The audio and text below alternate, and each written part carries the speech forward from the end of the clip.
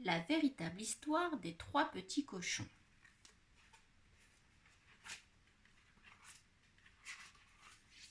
Il était une fois trois petits cochons qui s'en allèrent chercher fortune par le monde. Le premier rencontra un homme qui portait une botte de paille, et il lui dit « Bonhomme, donne-moi cette paille pour me bâtir une maison. » L'homme lui donna de la paille, et le petit cochon se bâtit une maison.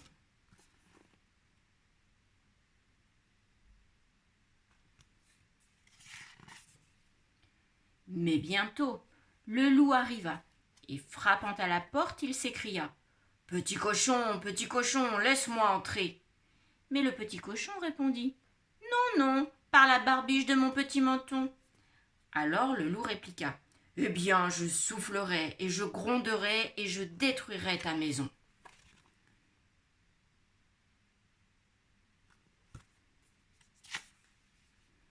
Et il souffla, et il souffla, et il gronda, et il détruisit la maison, et mangea le premier petit cochon.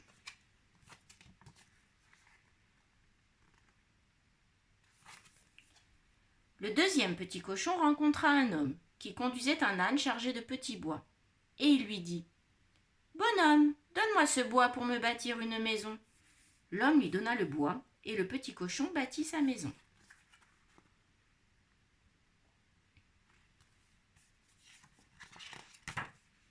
Mais le loup arriva à nouveau, et il dit « Petit cochon, laisse-moi entrer. »« Non, non, par la barbiche de mon petit menton. »« Eh bien, je soufflerai, et je gronderai, et je détruirai ta maison. » Et il souffla, et il gronda, et il détruisit la maison, et mangea le deuxième petit cochon.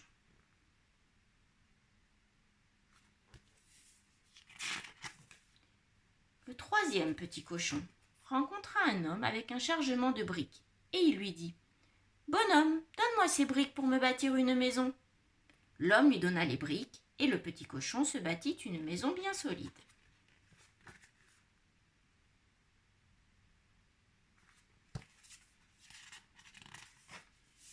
À nouveau, le loup arriva et il dit « Petit cochon, laisse-moi entrer. »« Non, non, par la barbiche de mon petit menton. »« Alors je soufflerai, et je gronderai, et je détruirai ta maison. » Il souffla, souffla, souffla encore.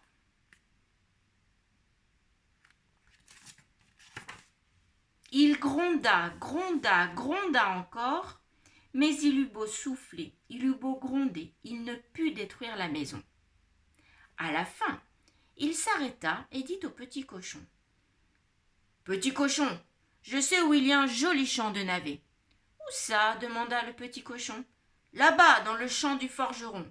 Si tu es prêt, demain matin, nous irons en chercher ensemble et nous en rapporterons pour notre souper. »« Bon, dit le petit cochon. À quelle heure ? » Oh, à 6 heures.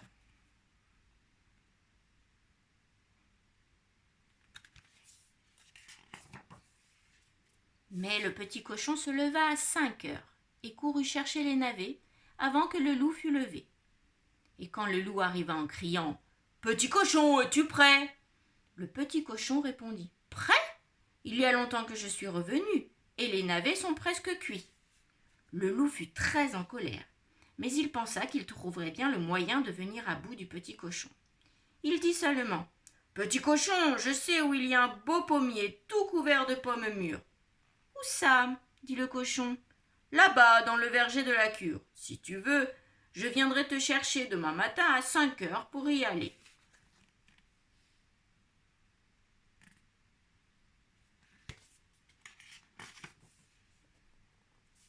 Le petit cochon ne dit rien, mais il se leva à 4 heures et courut chercher les pommes, espérant être rentré avant l'arrivée du loup. Mais il lui fallut longtemps pour grimper en haut de l'arbre, de sorte que, juste comme il allait descendre, il vit arriver le loup. Celui-ci lui dit « Comment ? Tu es déjà là ? Est-ce que les pommes sont mûres ?»« Certainement, dit le petit cochon. Goûte !» Et il jeta la pomme si loin que pendant que le loup allait la ramasser, le petit cochon sauta par terre et courut à la maison.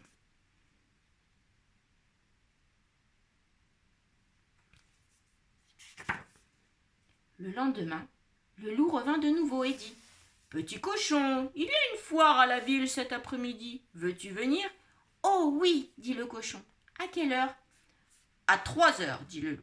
Comme d'habitude, le petit cochon partit bien avant l'heure.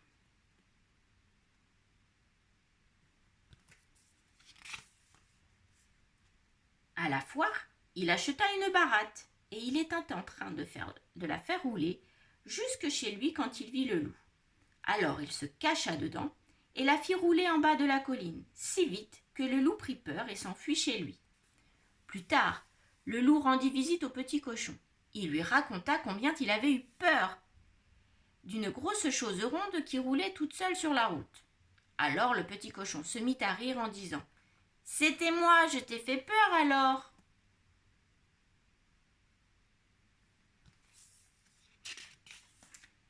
Sur quoi le loup fut si en colère qu'il voulut descendre par la cheminée pour rattraper le petit cochon et le manger. Mais celui-ci se hâta de mettre une grande marmite d'eau sur le feu, et juste comme le loup descendait, il ôta le couvercle. Et le loup tomba dans l'eau bouillante. Plouf!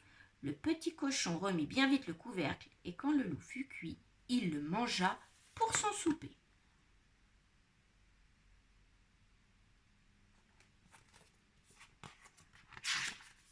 Et voilà, c'était la fin de l'histoire.